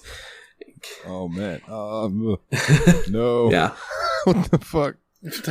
As we spoke about in the Patreon, Dalton does not enjoy murky water whatsoever. Yeah, there would have been a scene in the school that really freaked you out, Dalton. Oh, Several, actually. But then you have this really long, drawn-out scene where you're paddling a raft. Like, the scene goes on for an extremely long time. And, like I said, nothing much happens except for, like, that flash and that school scene, but then there's just a lot of paddling where you have to, like, kind of push your boat off rocks and stuff. It was actually just more frustrating than anything. But when you finally get to land, you're near the mines at this point. And so you finally find this elevator in the mines. And guess what? It's kind of broken. It breaks. Huh? No, you don't have to find another generator, thank you. But it breaks and it just plummets down. So somehow you survive the fall deep inside the mountains. You just keep continuing on. But you encounter Val there finally in the mines with her heretics from earlier. They don't want to give you Lynn, obviously. So they attempt to kill you again. They actually poison you, and you have another vision similar to the previous ones here, where they try to kill you. You manage to escape somehow, and end up in another heretic gathering where you find Lynn. Lynn is actually there. No, this is where you actually get the poison gas, because they tried to kill you before then, and now you get the poison gas in your face, and you pass out again. This time it goes into more detail. You wake up and you're in the school with Jessica, a kind of wrestling kind of thing and stuff. And you walk out and you're finally leaving it, because like they're talking about how like you have a crush on Lynn, don't you? And Jessica's like just harassing him about all this stuff. Like, tell me. So you're like, okay, I guess it's time for us to go home. So they start to leave the school, and the priest comes out. It's like, what are you two doing here after hours? I'm actually looking at something. Yeah, his name was Father Lautermilch. Mm-hmm. He's like, what are you two doing here after hours? And they're like, nothing. We were just doing whatever. We were about to head home. They're like, now you two don't want to be in trouble, do you? And you're like, no, of course not. And this priest's like, Blake, you go on home. I'll take care of Jessica. Jessica's like, Blake, don't leave. Please don't leave. Oh, jeez. Yeah. And so eventually you do get rid of Blake, and Blake does leave. And you start heading towards the door as this young Blake, and you start hearing screaming and all this stuff. And so Blake runs back, and it cuts forward to the scene where you see Jessica laying in, like, on the stairs in blood with strangles around her neck. There's a lot of implied stuff there, yes. But the thing you notice about Father Loudermilk in this scene is he has this very distinct scarring on his forehead, right where the monster from all the previous scenes had that tentacle coming out. And so it's kind of implied here that Blake blames himself for what happened here because Blake didn't stop. And he was like, fourth grader. How can he really do anything? People in power suck. Yeah, absolutely. But yeah, that part sucked. So then you wake up from this vision. You're still in the mines being chased by some heretics. But then you finally find Lynn. And I don't know why it's so easy to escape with her, but then suddenly you're running out of the mines with Lynn, right? Fun fact, Lynn's pregnant. Super pregnant. Like 9 months pregnant. But she wasn't in the beginning of the game. It's been like 1 day, right? I said she wasn't in the beginning of the game. She just found out she was pregnant. No, right? she didn't even know. There was nothing about her being pregnant at all. Like, she was just a normal... Noth said she was, but that was the first anyone had heard of just it. now, Lynn is extremely pregnant. But you're like, all right, well, we got to get it the hell out of here. So they start fleeing, and then this huge storm starts coming up, and it's like raging snow and lightning kind of thing. And I didn't even mention the scene earlier, but there was a scene earlier in the game where it was raining blood. From a lacerated sky! Bleeding its horror! Damn it. I shouldn't have gone there. But Lynn's like, yeah, there's something wrong. Like, and like, what the fuck happened? It's like, Blake, I can't talk about it. Let's just keep moving. I think I need to find shelter because I don't think this is going to stay in me much longer. Ho! Yeah, so you start running. And you get to this house and you're like, okay, I think we have a place to stop. But guess who finds you at this house? Bird lady! Yep. Here's Marta again. So you have to run basically with Lynn away from Marta. Eventually you get to this point where it kind of like almost a cutscene where Marta is like about to raise her thing and kill you when part from the top of the cross from the top of the church falls off the church and impales her. Act of God. Mm-hmm. Hell yeah, fuck that bitch. But then you keep running like, well, this place, and then you find the chapel where you saw that brutal scene from earlier in the game happen, and Lynn gives birth. Like, oh boy. Cutscene cuts away. Oh no! You see a baby come out. Oh, God. It shows everything. I wish y'all could see the look on Nate's face right now. And it's extremely bloody and gross. And Lynn doesn't make it. Oh, God. Yeah, so you're just now, like, from here to, like, this is really close to the end of the game. You're holding this baby. Like, every time you look down as your character, you can just see the baby in his arms. It's just like, ugh. When you pass out with the baby in your arms in that chapel, when you wake up, Noth is sitting next to you. And he starts just rambling on about killing all the Christians. And then he's like, you know that child's the Antichrist, right? You need to kill the baby.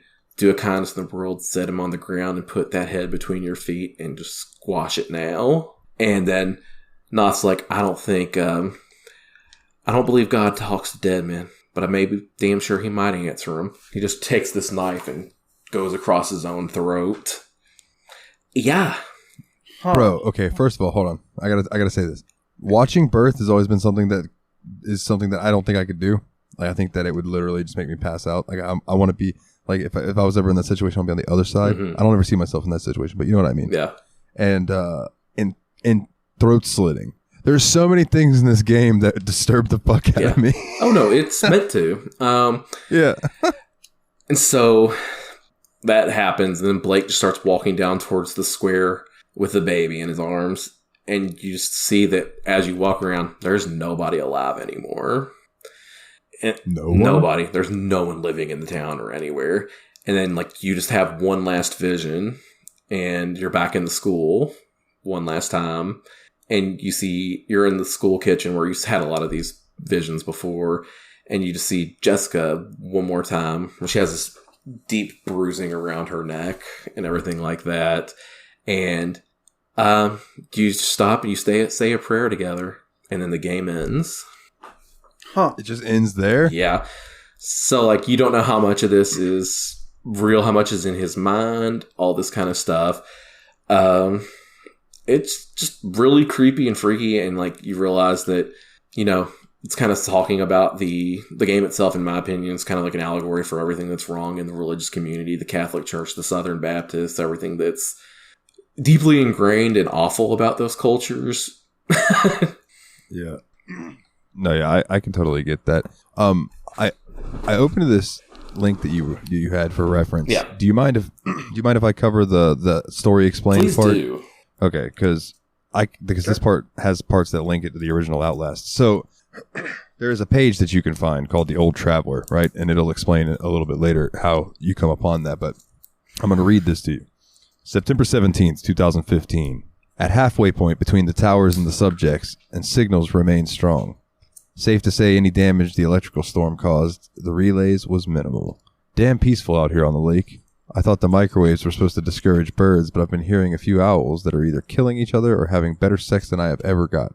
I'm going to hike a mile or so closer to the site tomorrow and take some more reading. Had a curious anomaly in signal strength in the last quarter mile. It actually got stronger as I traveled further from the towers and closer to the site. Could be an effect of microwave parallax. But there's a more exciting option. It could be the mysterious, quote, feedback loop Dr. Ewan Cameron noted in his radio telemetry lab. Telemetry? I think telemetry. Thank you. My goodness. My stutter was just kicking my ass right there. I'm sorry. It's like, the perceived self-inflicted discomfort and mass capitulation enabling the driven believers into becoming projectors, which would be yet another bet I lose and a dinner I'd owe to Jenny Rowland. Note, when transcribing these, please leave out all mentions of Miss Rowland. My mind may be wandering to lascivious places in all this nature, and whatever those owls are doing to each other isn't helping. Thanks. Now. Oh, those rowdy owls. Who's your daddy? Who? Obviously, I didn't find this in the game, but when I was sitting here scrolling through this and I was reading through it, I saw that name, Jenny Rowland, and I was like, Jennifer Rowland. Oh, fuck, she's from the first Outlast game. So, I read on. As the story of Outlast 2 progresses, you'll notice that Blake slowly starts to lose his mind. His visions of Catholic school and the events surrounding the death of Jessica Gray begin to consume him because of the residual guilt and feeling of being personally responsible for her suicide. In Blake's vision, it's revealed that he and Jessica had a somewhat romantic relationship. Blake expresses feelings for Lynn to Jessica. They get caught hanging around late at school by Father... How did you say it? Loudermilk? Yeah, that's how I would have pronounced it, yeah. Loudermilk. I think it's probably like Fata Lautermilch or something like that, but who fucking cares? Who tells Blake to go home? Jessica asks Blake not to leave and shows concern for being alone with Loudermilk. Despite her pleas, Blake leaves and can hear Jessica screaming. She's violently assaulted by Loudermilk, and Jessica is devastated that Blake would abandon her when she needed him the most. She later commits suicide by hanging herself. In your visions, the demonic entity you see is Father Loudermilk, because this is revealed by the mark above the Phantom's right eye, which is the exact same spot as the scar on the father's face. But during your playthrough, you'll find a document called Old Traveler sticking out of a sleeping bag by the lake. This entry goes into detail about the source of light that you repeatedly see throughout the game. This light is the signal emitted from a nearby radio tower and is used for brainwashing / mind control. In the same document, Jenny Rowland, also known as Jennifer Rowland, the pathologist from Mount Massive Asylum, is mentioned. This reveals that the device is made by the Murkoff Corporation, the very same company behind the MK Ultra program that ravaged Mount Massive Asylum in Outlast 1. Eventually, the prolonged exposure to the signal drives everyone in the village violently insane, causing them to turn on one another and kill each other. As for the ending of Outlast 2, we can only speculate about what happened to Blake and the baby. There you go. So the explanation is that the light was from a tower, and aside from that, we don't know anything. Yeah, it was like government experiment type shit. But we don't know the full extent. It doesn't just over-explain everything and say, by the way, it was all hallucination. So it kind of holds up to ambiguous. what you were saying, Willie, how it didn't like go down too many of these tropes. That was actually a breath of fresh air in that regard. I gotta ask you, Nate, because you saw the brunt of all of it Like, do you think this game was too graphic? For me, it kind of was. Yeah. Like, here's the thing. For me, what I like in horror is less of that whole torture kind of thing, which I feel like a lot of this comes down to torture and just more disturbing imagery rather than just spooks and scares kind of thing. You know what I mean? So this kind of hits me in a different way. And I think it was a little bit graphic at time, but you're asking the guy who's kind of prudish about all this kind of stuff anyway. Well, do you think it veered too far into that, like The Hills Have Eyes? I don't think it was as bad as either direction? of those, to be honest. I think this was more tastefully done than like Hostel or Hills Have Eyes were. Yeah, Hostel's just straight torture. Yeah, I hate that thing. Yeah. Yeah, I was just picking two movies, one of which was actually a movie, and the other one is, as you say, torture. I do not like Hills Have Eyes for various reasons, because I think it's a little too graphic at parts. But this is handled better than either of those, I would say. Okay. That's like, I've never watched, is it Last House on the Left? That's got the like notoriously brutal rape scene. I couldn't. No, thank you. And I'm just like, I don't know if I want to see that, you know? It's just, no, I'm good. Like, to the point that, like, I've heard that the people that did the scene, like, all, like, were, like, crying and hugging and apologizing to each other after it was over and shit. Like, it was so brutal to, can't imagine. No, not for me. Not watching that. So, yeah, that kind of wraps up the game. Kind of our feelings about it and all that. Y'all want to dive into ratings on it? Yeah, sure. You mind if I go first on this one? Because I'm actually going to not give this game a score, and here's my reasoning. I think this game has done stuff really expertly. Like, I think there's a lot of care and craftsmanship that went into this game. And it went entirely into stuff that I just didn't like personally whatsoever. And I feel like trying to rate this game would be like if I was trying to review German scat porn. I don't know how to put that on a scale. Fair enough. That's fair. For me, I'll say that my bar for horror games has kind of been set kind of recently with I've been playing Resident Evil 2. And I think a horror game in that vein is a little bit more my speed, up my alley. You know, it's got the violent aspects, but it's zombies versus humans, stuff like that. It's a little bit easier to deal with in a lot of regards. Like, it doesn't have like the weird psychological, sexual torture, all that kind of stuff. So, kind of stuff resonates with me a little bit better, I guess. But all that to say that I think this game handled what it did in a pretty decent way.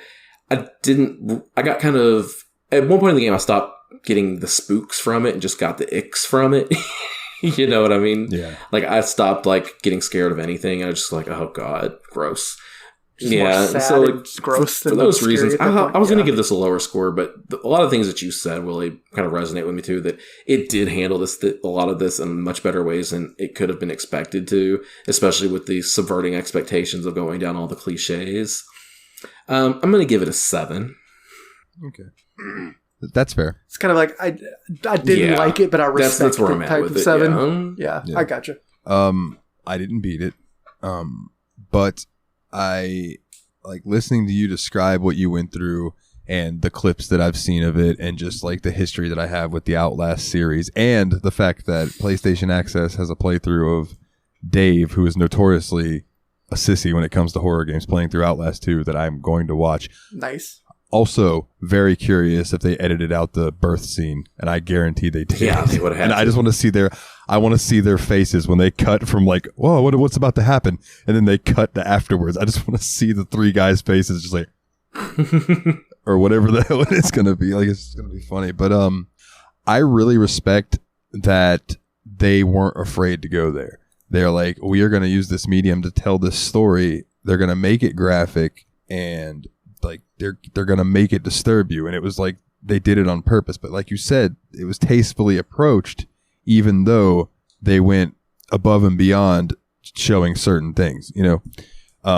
I guess above and beyond's not the right term, but gratuitous but not pornographic, basically. Yeah, I think that's a very fair way to put it. Gratuitous but not pornographic. Kind of that same vibe you get when you watch HBO TV shows and you're like, they didn't have to put the TVs there, but there they are. And they're always appreciated. Well, they weren't appreciated in this. No, not in this one. Not in this one. No, fair enough. This is like the same thing, but the opposite at the same time. They didn't have to put that there, but they did, and I sure hate it. But the thing about this game that didn't change from Outlast 1 is that it is tense the entire time. you very rarely have it like where you feel like you can go, oh, okay. Like, that's why you guys saw me just pause the game randomly when I would get freaked out. I'd pause it so I could go, oh, and then pause back in and then keep going and deal with it. Like, because it was just, I needed a breath because, like, I am just always on edge. And like you said, that might have waned for you a bit towards the end when you were like, all right, I just want to see the end. Yeah. But like, I like psychological horror. I don't like jump scares all that much, although, like, when they're again, tastefully done, well, as we'll say, and they're not overused. You know, it's like, I don't know how I'll feel about Five Nights at Freddy's because I know that game is all jump scares, you know, but I don't know. Like, so a long roundabout way of me saying I think I'm going to agree with you and throw it a 7. Okay. I think it earned my respect for it accomplished what it was aiming to get across, even if it disturbed the fuck out of me. All right. I dig it. So, let's change the energy in the room a little bit. How's that sound, guys? Yeah, man. So I think ultimately what I would say is I don't know who I would recommend this game to, but there are definitely people it's for. Yeah. Just I don't know those people personally. Yeah, for sure. If I ever meet somebody who's into like disturbing movies, I'd be like, "Have you ever played Outlast?" Yeah, because Outlast 1 is just as disturbing, just in a different way. So would you like to do fan questions first, or would you like to do the list first? I think we go with the questions. Like, here's the mail. It never fails. It makes me want to wag my tail. When it comes, I want to yet wail. Mail. All right. So, our first question comes in from Kana, who asks, "Who was your first waifu?" First waifu? Does that I'm not going to read like it an that anime way. To crush, me, it's going to be the first person first fictional crush I ever had, which was the Pink Ranger. Oh, that's strong. Actually, you know what? I'll go waifu. I'll go anime. Nice. I'll say Sailor Mercury. To the shock. The gadget for people who don't like mice. To the shock of absolutely no one, mine's probably Lara Croft. Nice. Fair enough. Yeah. And followed really, really closely by the Pink Ranger. Straight up. Like Kimberly. If I'm going to go with my video, it's Chun-Li. Yeah, there you go. I also had a thing for Nina from Tekken. The tight bodysuit, long blonde hair. That was just something about it. Nice. Next one comes in from the villain himself, Jeremy. Shit. What movies What you got, Jeremy? creeped you out the most as a kid or young adult? Oh, that's a good. I think we're going to have a lot of overlapping ones because I think there were some weird ones that we had very strong reactions to that weren't supposed to be horror per se, and I feel like that's the real. So the one that freaked me the hell out when I was a kid. There's this movie called The Last Unicorn. Don Bluth joint, if I remember correctly. And there was this bull that just scared the ever-living hell out of me when I was a little kid. Like, I'd want to watch the movie because I'd want to see it, but I was going to not sleep very well after I watched that movie. That's what's up. I've never seen that. Is it like a cartoon or is it? Oh, okay. Yeah, it's a Rankin Bass cartoon that they did in combination with Japanese movie maker, so it's kind of anime style. Oh, that's cool. Like, I haven't seen this one personally, but I've played the video game on the Nintendo a lot. But one that my wife says freaked her the hell out when she was a kid was Little Nemo in Slumberland. I didn't know that was a thing. It was also a Japanese animated film. Yeah. Oh man, there's so many things I want to go. I know the scene was meant to be disturbing, but I just happened to stumble in when my parents were watching it on TV, and it absolutely stuck with me forever and ever and ever, is that they were watching Terminator 2, and I just happened to stumble into the room right when the nuclear holocaust nightmare was happening, and seeing Linda Hamilton just grab that fence, shake it, and turn into a skeleton as all of her flesh burned away, and she's just screaming and wailing, and oh, that was really something. I think it helps the contrast of it being set on a playground. That's a really mean thing to do to a kid. So I have 3 standouts in my mind. I'll try to run through them semi-quickly. So the first one that I have is a memory of when I lived in Jacksonville. I was over at my grandparents' house, and they had a next-door neighbor who had a kid named Gage. And I went over there, and we watched Pet Sematary. Now, I was probably 7, 8. Yikes. Maybe. That's a little young for Stephen King, my guy. Bro, you telling me. Like, I was like ready to go over there and watch maybe Jurassic Park or something like that. If Jurassic Park was even out. I don't remember when Jurassic Park came out. Probably when I was young. I don't know.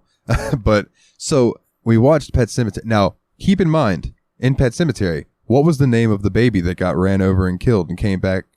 His name was Gage. So I'm hanging out with this kid named Gage, watching this movie with this fucking kid named Gage, who comes back and bites the throat out of a motherfucker. And so what does Gage, the kid I'm hanging with, because he's a little older than I am, what does he decide to do? He decides to go into the kitchen and get a knife and just start walking towards me and stabbing at the air at me with this knife. And people wonder like why I'm so weird. I've been traumatized by things. Okay, it's like this motherfucker. So I ended up freaking out and crying and running home to my grandparents' house. And yeah, so that's the first one that jumps out to me. The second one, my dad wanting to have a bonding moment with his son was like, let's watch some Twilight Zone. Okay, sure, cool. And he puts on one of his favorite episodes, and it's The Eye of the Beholder, or Beauty is in the Eye of the Beholder, or something like that. And the whole episode is about these doctors and stuff, and it's about this woman with her face all wrapped up. And they're talking about how horribly disfigured and ugly she is, and that no surgery could help her, yada, yada, yada. And at the very end of the episode, they unwrap, and again, I'm like 8, maybe younger, maybe 6. And like unwrap this lady's face, and she is fucking beautiful. And then the camera turns to all the doctors and nurses in the room, and they all have pig faces. They're like these weird pig human amalgamation things, and it scared the fuck out of me. And my dad felt so bad that he stayed up all night watching cartoons on Boomerang with me to make me feel better, because it was like I was fucking terrified of pig people. It's funny. For a little bit. And then the third one that jumps out to me, at my buddy Kevin's house, and his brother Jake. This is the kind of guy Jake was, okay? He had a picture in his little RV that he stayed in out in the front yard of a hand that had been bitten by a brown recluse, and this whole section of like where your thumb and forefinger are at was just eaten away with necrosis. And that was just the kind of dude he was. And me and Kevin were watching some wrestling, and then he goes, you guys want to watch something awesome? Let's watch X-Files. Okay, sure. So what episode does he put on? The Peacock family one. The one with the inbred family, right? The worst fucking episode, the scariest episode, the freakiest episode of X-Files. He puts that on, and I ended up calling my parents in the middle of the night to come pick me up because I couldn't sleep. I was just like, nope. It scared the fuck out of me. And to this day, you couldn't have put on the one where Mulder stakes a vampire, could you? Like, or any of the the campy ones, like no, he went with the brutal one that only got shown on TV one time. And you know what though? Anytime I've watched through X-Files since, I skipped that episode. Fair. I don't watch it. It freaked me out so bad as a kid. I'm like, I don't want to watch that again. The way that they had their mom on the rolly thing and kept her under the thing and oh God. Yeah, let's move on. What's the next question? Or do you guys have any more? I'm sorry. I'm good. Okay. Yeah. You had 100 of them. We just wanted to go with one each. Otherwise, we'd be talking about how the pirates from the Garfield Halloween special unreasonably scared us. But that'd have been funny to hear, though. That's awesome. All right. That's the whole story. There's no more story. This next question is from Jeff. If one of your favorite games was turned into a horror game, which has the best chance to be awesome? Zombie Punch Out. Zombie Punch Out. Hell yeah. Imagine a Halloween zombie or Halloween Punch Out. The final boss is Punch Dracula or whatever, man. That's awesome, actually. Okay, hear me out, because this one's going to sound like I'm trolling, but I'm not. I am going to say Castlevania, this piece of shit. Think about it. A Castlevania game, an actual 3D Castlevania game where you're playing as Simon Belmont, right? But the monsters are actually scary. Like, it's not like you're going up and facing these zombies that you whip once and they die. It's like, it's better to avoid them, hide from them, and eventually do have boss fights, but more like in the style of a Resident Evil or something like that, where you're actually having to have concern for your life. Like, I think it could actually be really sick. So they're creating like a de-power fantasized like Castlevania, where it's like Castlevania right, meets where Silent Simon actually Hill. has to be smart instead of just using the brute force of the Holy Cross to beat everything. Okay. So hear me out. A game in the style of The Witcher 3, but you play as Van Helsing. Nice. That would be dope. Okay. And then you're having to... I feel like you've just offered the exact opposite of Nathan here. But like, just go in and you're just fucking like slaughtering... Like having to go and hunt down, like you get contracts for these monsters, you know, and having to go, and this might be a werewolf or something. So, I mean, things that you would also see in The Witcher, but like, I don't know, it'd just be cool roaming around London instead of Poland. It genuinely sounds like you're pitching a video game adaptation of the movie Van Helsing. Which I'm down. Yeah, and there have been Van Helsing games, but yeah, I could see it I working. think that could be a cool. Yeah. I was gonna say like a horror version of The Witcher, but then I was thinking to myself, I'm like, well, that's kind of like Bloodborne. But a Monster Hunter version of The Witcher, where you're like, specifically like a Victorian. We're still kind of Bloodborning a little bit, but still more story. It's not bad to be Bloodborne, y'all. Okay. Our next question comes from Jeff. Have you ever been so scared you pissed yourself? No. No, is that a real thing? I thought that was like a sitcom I have thing. pissed myself before, but it wasn't because I was scared. There we go. Good enough. This one's from Jeff. What's your favorite Halloween candy? Fun-sized Butterfingers. Ooh, okay. I'm more of a fun-sized Three Musketeers guy myself. Gotta have that nougat, baby. Also like a Twix. Twix is good. Reese's is good. I was going to say miniature Reese's and you mash like Hell 6 of them in your mouth at once, baby. That sounds amazing. That's my answer. All right, this one's from Jeff. What video game character would you love to have a drink with? Lara Croft. And not even because like I want to go on a date with her. I would love to sit with that woman and have a whiskey and hear the stories of the things that she's seen and been through and the tombs she's explored and stuff. I think that'd be really cool. For me, it would be Mario, because I want to peer pressure him into getting drunk and seeing what kind of stupid shit we could get into.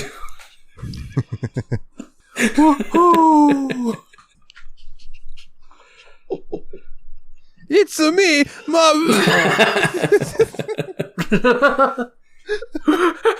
Mario, we got you. You've had too much. What are you saying? Let's go. You know that Luigi's a real fucker.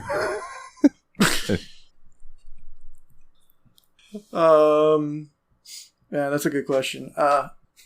Actually, in a similar vein of I just spit the stories are amazing. Bayonetta. Hell yeah, have like a martini. I feel like she's a martini lady. She does seem like she'd have something classy. She'd be a red wine or martini drinker for This sure. one's a very similar question from Fenris, though. If you could bring any video game character to life and spend one day with them, who and why? It can be the same answer, Dalton.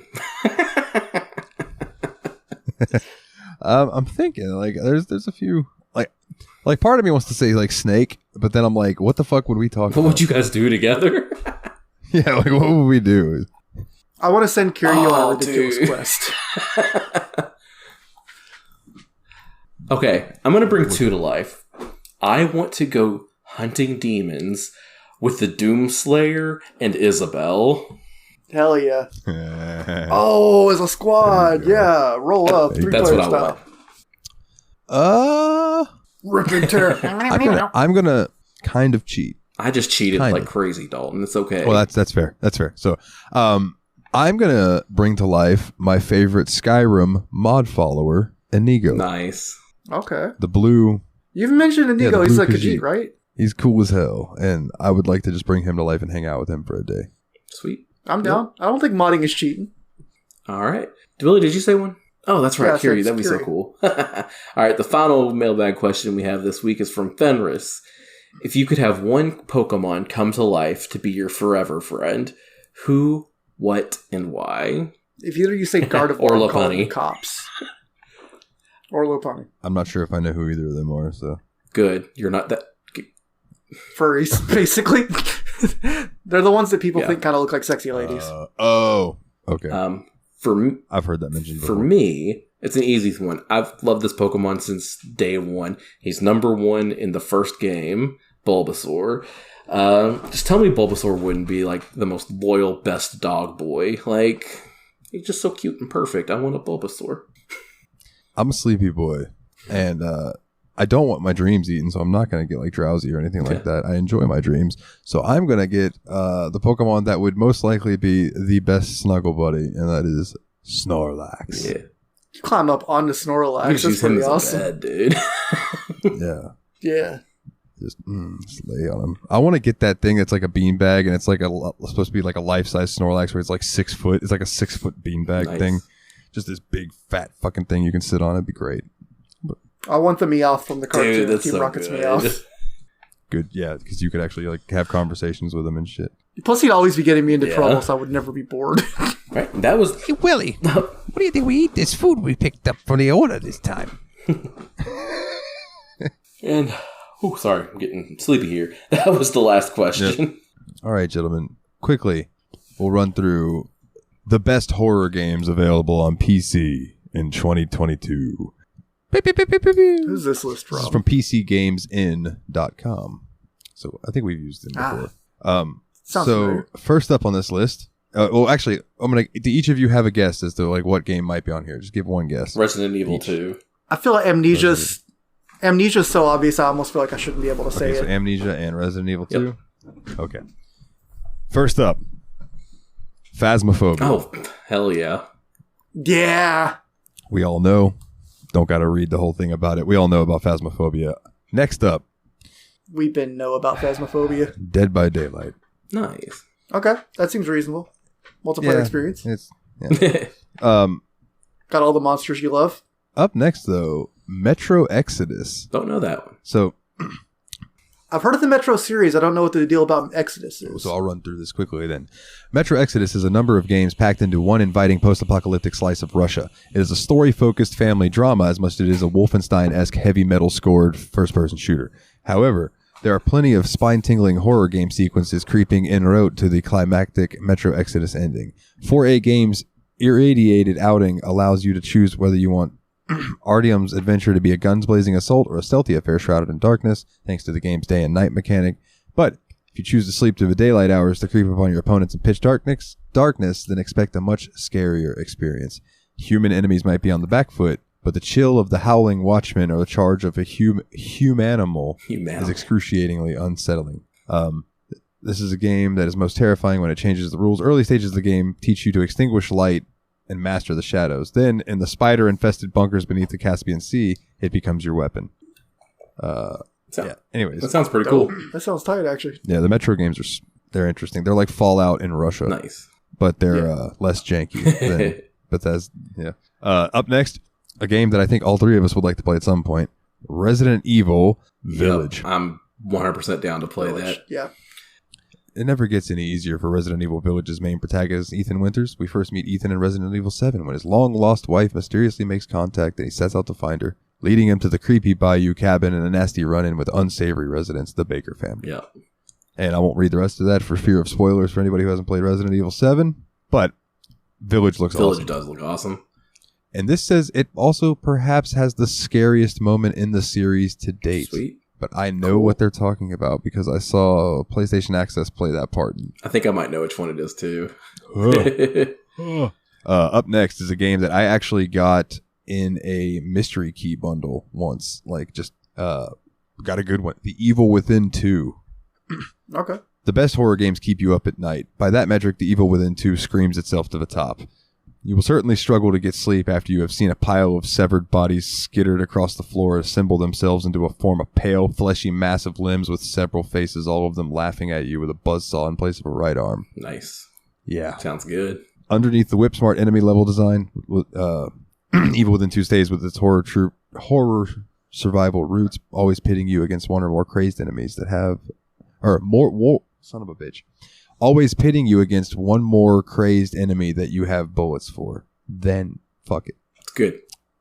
That was not a well-written paragraph, and I'm over it. Next up, Alien Isolation. Oh, yeah, I've heard a lot about that game. Like, it seems awesome. Yep.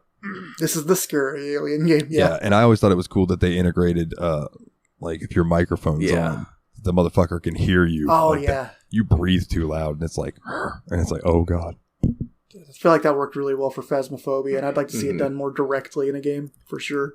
Up next is Condemned Criminal Origins. Like your horror games unflinchingly violent and heart-grippingly tense, Monolith's Condemned Criminal Origins is an accomplished and effortless first-person frightener worth seeking out despite its decade-old graphics. Here is a homeless person fighting simulator in which you play the role of nocturnal crime scene investigator and human punching bag Ethan Thomas. What's up with people named Ethan?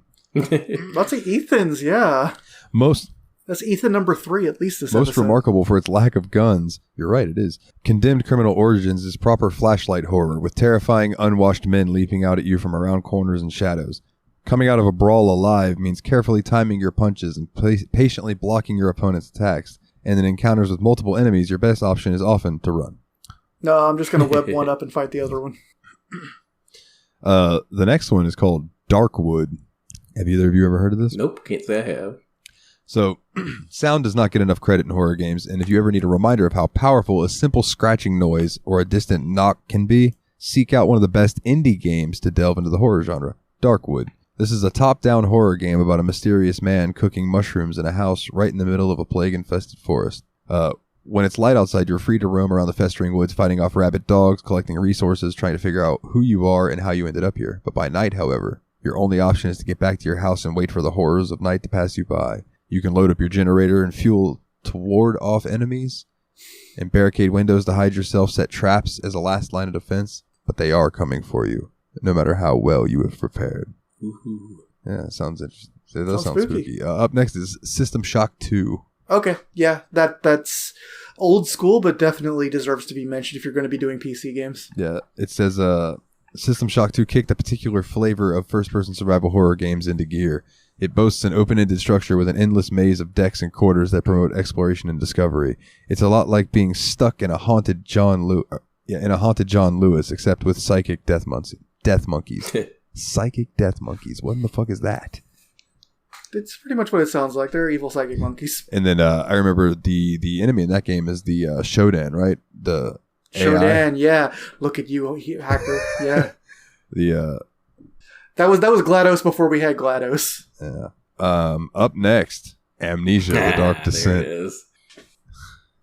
Easy pick. I mean, that game gets so much If you'd love. like to hear more about that, see episode about it. Yeah. Up next, Outlast 1. Nice. Employing the found footage style of contemporary horror cinema, Outlast is a first-person exploration game set inside an abandoned psychiatric hospital. Like all abandoned psychiatric hospitals in horror games, this one is populated by a cast of deranged patients and cruel staff, whom you must avoid in order to survive with all of your guts still inside your body. These tropes might be well and truly covered in cinema, but horror games can make the most out of these cliches, and Outlast is the proof. Your camera's batteries only last a few minutes, so it's a small mercy that the hospital you're exploring is full of batteries. Well, damn, I guess I just wasn't looking hard enough when I played. Get good scrubs. Up next is a game that I actually got recently, Dead Space. Nice. Yeah, that game looks cool. Yes. Okay. And people, we all know about Dead Space. Like, it fucking does look cool. It's a AAA title, had a lot of press. We know this one. Here's one I've never heard of. How many are there? Stories Untold. Let's see. There are I thought this was the top couple 12, more. right? Okay. Yeah, let's see. 1, 2, 3. Yeah, 3. Okay. There's 3. Stories Untold. Stories Untold is a fiendishly imaginative package of 4 small horror experiences, each one using a different piece of retro tech as the main vehicle for its twisted tales. So this already sounds cool. Ooh. The opening episode plonks you in front of a chunky old CRT monitor playing a horror text adventure called The House Abandoned. Yes, I'm already on board. It's not long before the environment around you begins to mirror that of the story that you're reading as the lights begin to flicker, mysterious thuds go unchecked, and imagined noises keep you pinned to the screen in anticipation of a jump scare that never comes. That sounds really awesome, This methodical actually. pace sets Stories Untold apart from most other horror games in its 4-episode care more about mood and atmosphere than cheap thrills. From a menacing thriller that's revealed via the process of decoding radio transmissions to an elaborate sci-fi yarn that sees you carrying out an experiment on a mysterious artifact using a host of machines and contraptions. While each episode feels separate, they're tied together in subtle ways, and the final act delivers a twist so punchy it would leave M. Night Shyamalan reeling. Okay, so it all comes together in. You said it's called Untold Stories? It's called Stories Untold. Stories Untold. Okay, you've just put this on my radar. This might be something I'll look into in sometime in the near future. Maybe a next year one sure. even. For Halloween. Up next, Little Nightmares. Nice. And Okay. we know about that one. So this last one, there's a few more after this one, but I'm going to stop on this one because this is one that has always intrigued me. Inside. You guys ever heard of this? Seen this? Have you heard about this? Similar to Little Nightmares, our protagonist must escape a dark world where he is hunted and alone. Moving through deadly obstacles and avoiding detection. Using mind control helmet, he can control the hapless, unwitting crowds of people found huddled throughout. To help him, he moves objects and solves puzzles. You'll also probably die a lot, like its predecessor Limbo. And all of the ways that you can die are graphic and merciless before the screen fades to black. Inside's art style uses monochromatic backdrops and sporadic flashes of color to create a truly unsettling experience, along with the sparing use of sound and ambient light. This sinister, narrative-driven platform is a horrifyingly haunted ride. And I do want to give one shout out that Doom 3 is on this list later on. Neat. Willie's like, man, fuck that game. No, I understand. It's definitely the horror game of the series. Yeah, for sure. All right, then, gentlemen, I believe that about does it, right? So let's go through the house cleaning. Clean that house. All right. If you would please go leave us a 5-star review on iTunes, that would be absolutely wonderful, and we would very, very much appreciate it. And give us a thumbs up on Spotify, that'd be cool too. If you want to join the Discord, which we definitely recommend that you do, it's popping in there these days. I can't believe that when I hit at everyone, it warns me that it's 70 plus people. That just blows my mind. bit.ly/TSMP Discord, all capital letters. If you would like to check out our website, it's bit.ly/The Steam Machine Podcast. If you'd like to join our Patreon and become one of our Patreon members, it is patreon.com/The Steam Machine Podcast, with a special shout out to these people who donate $10 or more. Nate, Sir Cogsworth the 7th of Juniper, Jeff, the original expendable Mr. Syllables, old Jeffy Lube, the grumpy old man himself, Jeff, Areser Adam, shout out to his podcast, Revival and Extinction, who is now under the umbrella of TSMP Productions. Welcome to the family, my brother. James, the Steam Machine Hall, Monitor Hall, and Team Retrogue. Go check him out on YouTube. Yeah, big shout outs to Adam for joining the network, as it were, and being part of the bigger TSMP fam. Yeah, what's amazing to me is that, like, it was really just something that I just called the overhang of the 3 shows that I'm part of. And then when he was like, do you mind? And I was like, oh my God, it's actually a thing now. Yes, absolutely. Come join. Like, I've thought about asking him if he wanted to. I just thought that might be a weird question to ask him. So when he approached me about it, I was like, oh, yay. Yes, absolutely. Yeah. Shout out to Yabs Pod, yet another BS podcast, weekly podcast that I do with my buddy Jeremy, where we shoot the shit for a couple hours. And, I say a couple, sometimes more than a couple. And just answer questions that people ask us mostly these days. We get a lot of questions on that show. Shout out to the JRPG Report, your weekly JRPG news report. I did take last week off because, the hurricane. So I will be back this week with some more JRPG news. If you want a shirt, tsmpproductions.threadless.com. And finally, if you like the show music and you want to hear more of my music, go check it out, nilethenightmare.bandcamp.com. Nate, do you have anything you would like to plug, sir? Willie, do you have anything you would like to plug, sir?